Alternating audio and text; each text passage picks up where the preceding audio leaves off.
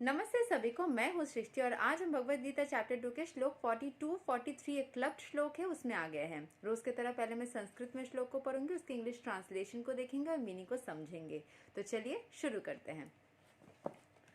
यम इमां पुष्पितां वचं प्रवदन्ति अविपश्चिता वेदवदारता पार्था नन्यद अस्तिति वदिना कमत् मनः स्वर्गा परा जन्मा कर्मा फलप्रदम् क्रिया विशेषा बहुलं भोगैश्वर्य गतिं प्रति।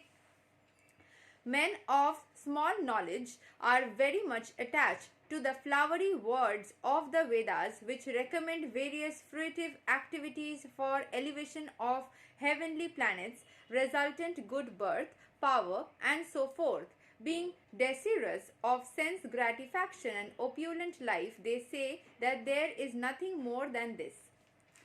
तो यहाँ पे बोला जा रहा है कि जो लोग नहीं समझते हैं वेदा में जो चीज़ें लिखा हुआ है उसका वो यही मतलब निकालते हैं कि हमें जो भी सारे हम कर्म करते हैं उससे कुछ ना कुछ मटेरियल चीज़ें ही मिलती है। उनको ये चीज़ बिलीव नहीं होता है या चीज़ वो समझ नहीं पाते कि स्पिरिचुअल ग्रोथ कितना होता है, चीज़ों को देखने की नज़रिया, परसेप्शन, व्यू पॉइंट कितना स्ट्रांग हो जाता है, कितना अलग हो जाता है, इन चीज़ों को आप कितने अच्छे से समझ पाते हो।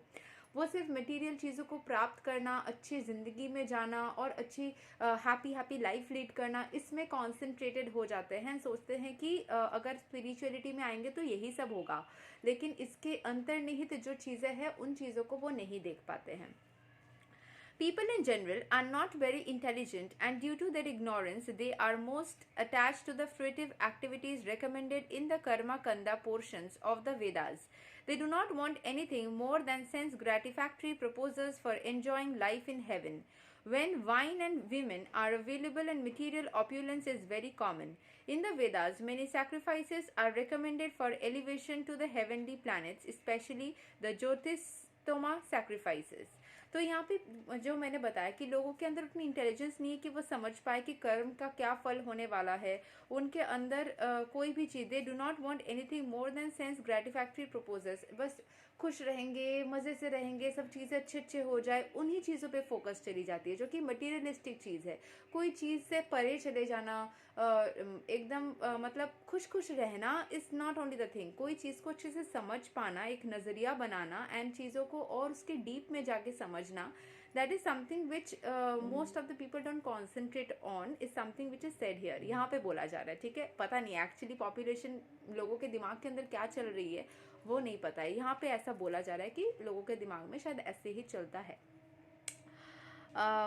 In the Vedas many sacrifice बहुत सारे करने के लिए बोला जाता है, जैसे कि ऐसी ज़िंदगी मत जियो, ये चीज़ मत करो, वो चीज़ मत करो, जिसको ज्योतिषोमा सैक्रिफाइस बोला जाता है। In fact it is stated that anyone desiring elevation to heavenly planets must perform this sacrifices. बोला जाता है कि ये चीज़ करोगे तो आपको और हेवन में आप जाके रहोगे। And man with a poor fund of knowledge think that this is the whole purpose of Vedic wisdom. सबको लगता है कि अच्छा काम करेंगे, स्वर्ग में जाके रहेंगे, खुशी से रहेंगे, मजे से रहेंगे।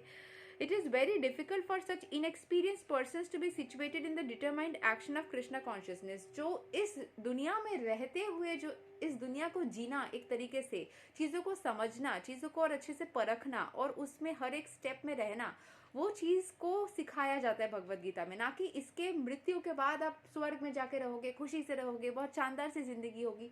This is not the main purpose, that is obviously an extent of this life cycle. लेकिन इस जिंदगी में हो, प्रेजेंट मोमेंट को जियो, इसमें चीज़ों को अच्छे से समझो, जो डिफिकल्टीज है उसके सोल्यूशंस को निकाल पाओ, परसेप्शंस अपनी क्लियर हो, उस चीज़ पे कॉन्सेंट्रेट करना है, प्रेजेंट में रहना है, अभी क्या हो रहा है उस चीज़ में रहना है। कुछ group of people are there जो बोलते हैं कि कर्म का फल इसी ज़िंदगी में मिलता है, कुछ लोग बोलते हैं बाद में मिलता है, कुछ अलग अलग एक्सप्लेनेशंस है।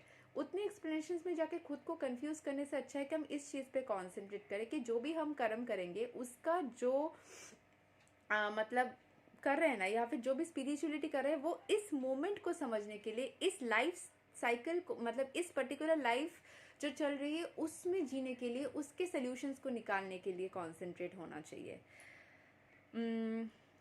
As fools are attached to the flowers of poisonous trees without knowing the results of such attractions, enlightened men are similarly attracted by such heavenly opulence and sense of enjoyment. Therefore, वही बात दोबारा repeat किया गया with an example.